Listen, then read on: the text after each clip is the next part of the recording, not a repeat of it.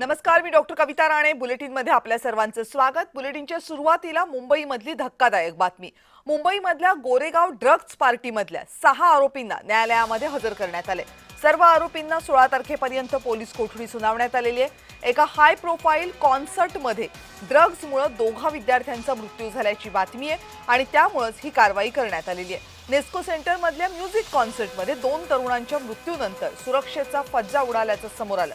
या कार्यक्रमामध्ये metal detectors बंद होते. अनेकांनी विना तपासणीच आतमध्ये प्रवेश केला. सुरक्षा व्यवस्थेला भगदाड पाडून अनेक तरुणांनी बॅरिकेड्सवरून उड्या मारल्याचे व्हिडिओ समोर आले. त्यामुळे या कार्यक्रमस्थळी ड्रग्ज पोहोचल्याचा संशय व्यक्त होतोय.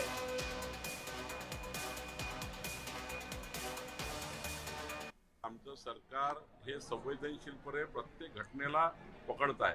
अशा व्यवसाय करणारे जे या ठिकाणी लोक आहेत, कोकीन ड्रग्ज वगैरे, मोठ्या कारवाया सुरू झालेल्या आहेत. सरकारच त्या ठिकाणी मोठ्या प्रमाणावर सुमोठं या ठिकाणी मोठ्या कारवाया करतात. आधी तर कारवायाच व्हायच्या नाही.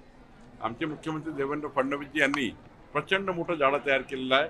ज्या जाळ्यामध्ये आता कोणी वाचू शकत नाही. किती छोट्या मार्गाने कोणी ड्रग्ज आणले, कोकीन आणले, त्याला पकडले जाणार.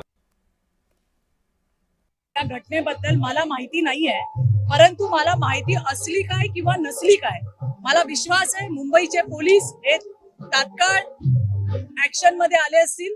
गृह विभागाने त्यांचं काम चालू केलं असेल. हे जे कोण होते, हे पुरवणारे कोण होते, ते आलं कसं, याची पूर्णपणे चौकशी करून यामध्ये जेही कोणी आरोपी असतील त्यांच्यावरती कारवाई केली जाईल, हा मला विश्वास आहे. प्रश्न असा आहे की तुम्ही हजारो करोडचं ड्रग्ज मिळालं.